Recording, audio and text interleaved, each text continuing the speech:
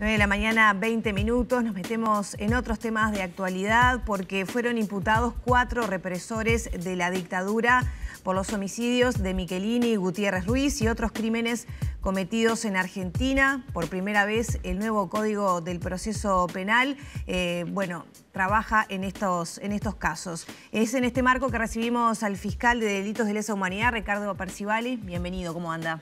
Bien, bien. Buenos días. Bueno, fue noticia el otro día en el juzgado esta audiencia por una llamada megacausa. Estaría bueno repasar cómo es que entra en el nuevo código. Bueno, se ingresa al nuevo código porque la denuncia es del año 2020. Todas aquellas denuncias posteriores al 1 de noviembre del 2017 necesariamente tienen que ser tramitadas por el nuevo código y la investigación tiene que estar a cargo de la Fiscalía. Eso ocurre en todo el país, incluso en nuestra Fiscalía tenemos varias investigaciones por el nuevo código, algunas ya formalizadas, otras donde hemos acusado y ahora tenemos esta que recién va a iniciarse. ¿Esto ha favorecido o ha acelerado algún tipo de proceso a diferencia del código anterior?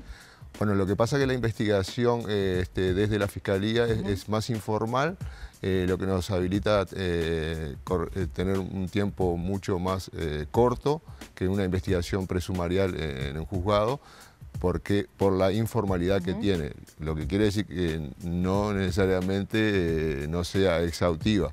La informalidad es otra cosa, que podemos dedicarle más tiempo, podemos tener otros espacios que dentro de un juicio no. Pero una cosa es la investigación y otra es el juicio. Ahora va a comenzar el juicio y el juicio es mucho más complejo, requiere de muchas más formalidades, que para eso tenemos que prepararnos y estamos en eso. Esta causa surge a partir de la denuncia de Gabriela Schroeder por su secuestro cuando tenía 4 años, posteriormente el asesinato de su madre y la pareja de su madre. ¿Cómo se transita esta denuncia y cómo se van vinculando los otros homicidios también? En realidad comienza así con la denuncia de Gabriela Schroeder por su situación y la de sus hermanos. Con posterioridad a eso también se presentó Benjamín Liberov para denunciar la desaparición forzada de su papá, el doctor Manuel Liberov. En el marco de esa, la Corte Interamericana de Derechos Humanos dicta una sentencia donde le exige al Estado uruguayo que investigue la situación de Macarena, por eso nosotros la incorporamos, Macarena Gelman, perdón, y después también se presenta a la familia Michelini y Gutiérrez Ruiz a denunciar los autores materiales de la muerte. Por eso es que englobamos todas estas causas, porque entendíamos que eran parte de los mismos operativos, y ahí comenzó la investigación. Concretamente la imputación vamos a decirlo, José Arab, Ernesto Ramas, Jorge Pajarito Silveira y el ex policía Ricardo Medina, ¿por qué se les imputa entonces? Bueno, ahí hay que diferenciar cada uno de ellos porque no todos tuvieron la misma imputación inicial. Con respecto al hecho central que estamos hablando de los hechos ocurridos en mayo, donde asesinaron a los legisladores, a Rosario Barredo, Wailop y desapareció Liberov, esos hechos... y en total 12 homicidios y 2 desapariciones forzadas, que en definitiva es eso, y decenas de privaciones de libertad, de abuso de autoridad contra los detenidos, de lesiones graves y supresión y suposición de estado civil, eso fue imputado a Arab. A los otros imputados se le imputaron otros delitos en el marco de la investigación. Pero en el hecho central, el único oficial del ejército que queda vivo es Arab, porque los investigados eran más. En el marco de la investigación falleció uno de los principales involucrados. Luego que hicimos la solicitud de formalización falleció otro. Y además está pendiente la captura internacional de Antonio Matos, que está en Brasil, y además solicitamos la extradición de Manuel Cordero, que está en Argentina. Esos son los principales involucrados y también en las muertes que estamos hablando. Ahora, Percivali, en 2022, ¿cómo es seguir esas líneas de investigación de hechos que ocurrieron hace décadas? Y como todas las causas en que nosotros trabajamos, la Fiscalía está dedicada a investigar todos los crímenes de lesa humanidad del año 68 al 85. O sea que todas las causas nuestras son con muchos años, han pasado muchísimos años. pero eso no inhibe que podamos avanzar en verdad. Y lo hemos dicho en más de una oportunidad, con el pasaje del tiempo se puede seguir avanzando porque precisamente se accede a nueva documentación que permite armar puzzles que fueron muy complicados a armarlos en su momento. Ahora, a partir de estas denuncias, ¿se ha aportado nueva evidencia por parte de los propios denunciantes, de los abogados? La denuncia fue presentada sin aporte en 2020, de prueba. ¿no? Sí, y la prueba la fuimos recolectando en el marco de la investigación. Pero digo, ¿se aportó desde los propios denunciantes? Los denunciantes cuando presentan la denuncia, no. En el marco de la investigación tenemos contacto directo con ellos, se han interiorizado de lo que pasa en Argentina, porque esto también hay que tener presente que no solo se está diligenciando prueba y avanzando en la investigación y en la verdad en Uruguay, sino también en Argentina. Y también quizás ese es el centro y el meollo de por qué la denuncia ahora. Porque la denuncia se presenta en el 2020 y está absolutamente relacionada con lo que acontecía en Argentina. En Argentina en el 2020 se logró determinar fehacientemente la existencia del centro clandestino Bacacay. Eso fue a través de un documento desclasificado de los Estados Unidos que determinaba el lugar preciso, porque siempre se tenía una idea, pero nunca se llegó a concretar. En el 2020 se determinó eso y bueno, ¿qué pasa acá? Removió muchas cosas, creo yo, eso podrían consultarlo a las víctimas, sería muy importante que las víctimas dieran la versión también. ¿Por qué? Porque por Bacacay seguramente pasó Gabriela Schroeder, su mamá y la pareja de su mamá, y también por Bacacay pasó Liberov. Entonces esto modificó todo el statu quo que había hasta ese presente. ¿Y a qué vamos con esto? Que nosotros estamos en permanente contacto con los fiscales de Argentina que están investigando esta causa y a través de ellos con el juez Rafecas, que es el que lleva la causa Bacacay y otras causas importantes como Cóndor, etc. Todo eso, entonces tenemos ese vínculo con Argentina y obviamente con gente en Estados Unidos, con testigos en distintas partes del mundo. Es una causa muy compleja. De las Fuerzas Armadas de Uruguay no surge nada nuevo, digamos, en cuanto a nueva información, nuevos datos.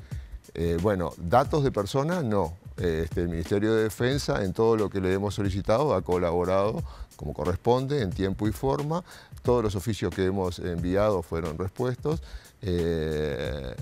Y sí, la colaboración de los organismos del Estado, en esto participan muchos organismos. Fundamentalmente la Secretaría de Derechos Humanos para el pasado reciente de la Presidencia de la República, el Archivo General de la Nación, AGPROJUMI, ha colaborado también la Biblioteca Nacional porque estamos analizando publicaciones de época que nos sirven como indicios. En definitiva, todos los órganos del Estado han puesto su cuota en esta investigación. Ahora, Percivale, a partir de lo que decía recién, de cosas que se van descubriendo en Argentina que sirven para las causas también de denunciantes en nuestro país, ¿se ha podido encadenar causas anteriores, tal vez con denuncias anteriores en base a evidencia que va surgiendo de estos nuevos casos? Sí, sí, claro. Nosotros... Acá en nuestro país, ¿no? Anteriores. Sí. Nosotros, para llegar a estas conclusiones, analizamos 17 operativos previos y concomitantes a los hechos de mayo y 14 posteriores inmediatos. Eso lo fuimos extrayendo de aquí, de la información de Uruguay y también de la Argentina. Porque, ¿qué pasa? En Argentina se avanzó muchísimo en esto, hay un conjunto importante de juicios donde declararon muchas víctimas argentinas y víctimas uruguayas. Nosotros eso todo lo solicitamos para allá para que esa prueba sea trasladada al Uruguay.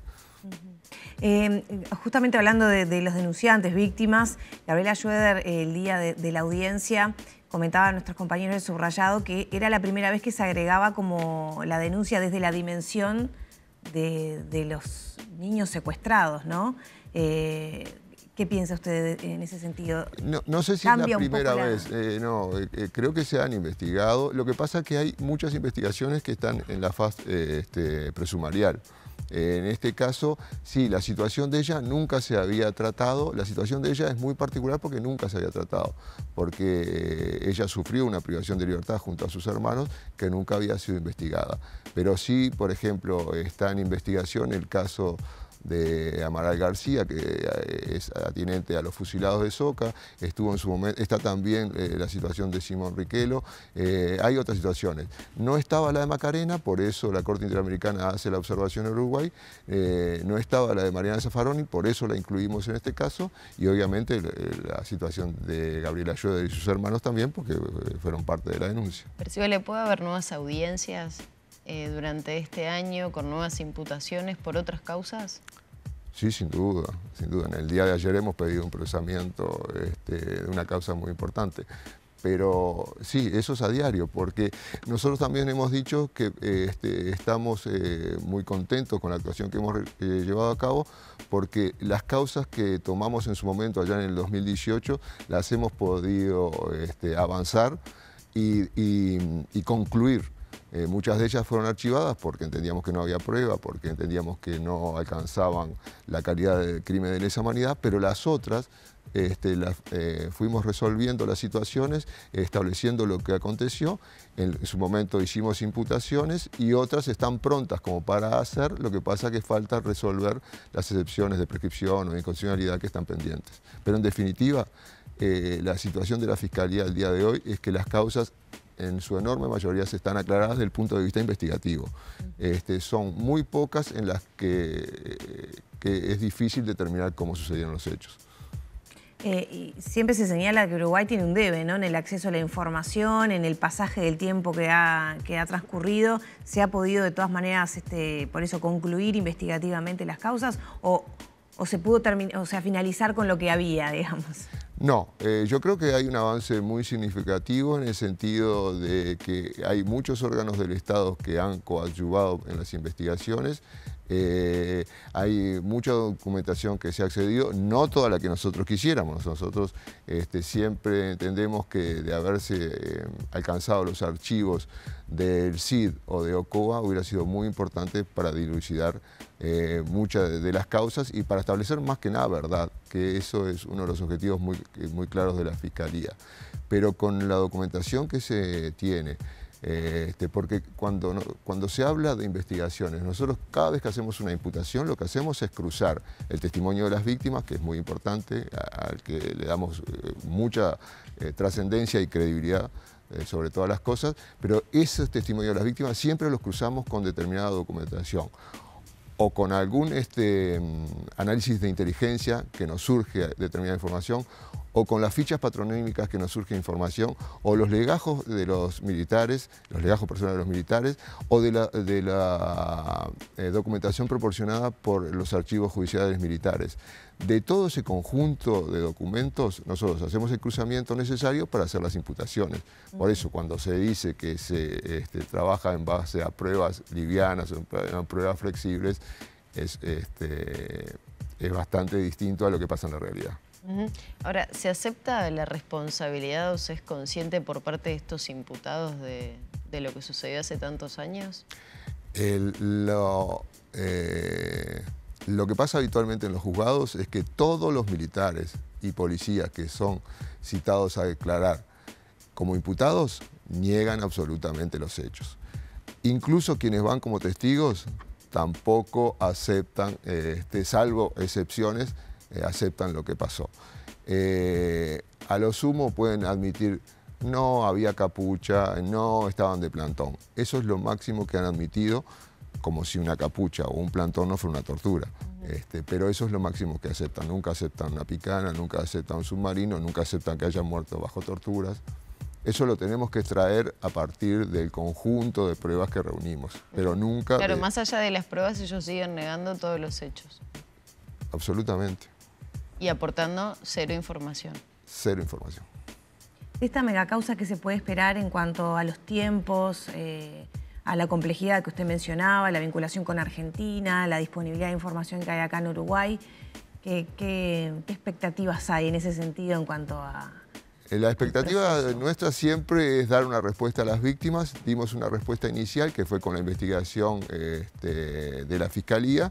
Ahora vamos al juicio. El juicio es mucho más complejo en el sentido de la formalidad, porque nosotros cuando hacemos una imputación de esta naturaleza somos conscientes que generamos cierta expectativa y esa expectativa tenemos que mantenerla en el tiempo. por eso, cuando llegamos a esta imputación es porque tenemos todos los elementos para seguir en el juicio y obtener una condena. Pero lo complejo de los juicios penales, que muy bienvenido el Código Penal porque me parece que es muy positivo el nuevo código, pero tiene muchas formalidades para el ingreso a la prueba. Entonces ahora la explicación que tenemos que hacer es que después de esta etapa viene lo que se llama una etapa trascendente del juicio, que es la fase intermedia, que es de control de acusación. Porque, a ver, después de este momento nosotros tenemos un año para acusar, que no sabemos si lo vamos a tomar todo o no, porque ya tenemos los elementos, pero sí queremos seguir aportando en verdad, porque todavía desde Argentina llega información, desde Estados Unidos están pendientes de exhortos. Bueno, volvemos. Una vez que acusamos nosotros, viene la etapa de control de acusación, que es esa etapa intermedia del juicio, donde ahí se resuelve por el juez de garantías, que es el doctor Islas en este caso, cuál es la prueba que ingresa o no ingresa al juicio. Entonces, esa etapa es fundamental porque uno ahí puede visualizar si gana el juicio o no lo gana el juicio. Esto lo digo no para este caso, sino para todos los casos que le pasan a los colegas de la Fiscalía. Si a usted le quitan alguna prueba trascendente y no llega al juicio, tiene chances de perderla. Si le ingresa toda la prueba que tiene muchas chances de ganar el juicio. Doctor, ¿cuántas causas tiene la Fiscalía especializada en Nosotros hoy en la actualidad tenemos unas 140 causas. De esas 140 hay unas 20 que están con condena, unas 30, 40 que están en sumario. Esto quiere decir que ya hay procesamiento, hay unas cuantas que están con pedidos de procesamiento pendiente y después el otro núcleo importante es el que está en etapa presumarial, pero era lo que decía antes, que están resueltas desde el punto de vista investigativo, solo faltan resolver las excepciones. Eso desde el punto de vista del código viejo, esas que se regulan con la investigación a cargo de la Fiscalía y del juzgado con el juez de instrucción. Por el código nuevo nosotros tenemos alrededor de 10 investigaciones, 4 de ellas están en la etapa de formalización y algunas que en breve vamos a tomar una resolución.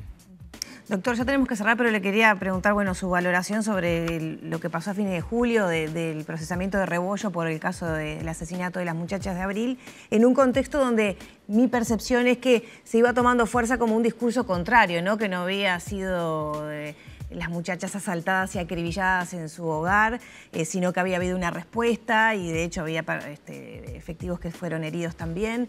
¿Qué valoración hace de este caso? Bueno, la valoración la hicimos cuando hicimos la imputación y cuando contestamos el recurso, que de eso se trata nuestro trabajo. Ahora, si ustedes me piden que yo aclare, puedo aclarar por qué tomamos esa decisión. Sí. Lo primero que hay que aclarar acá es que hubo 5 muertes. Porque se habla de las chicas, se habla de un oficial, pero también un policía.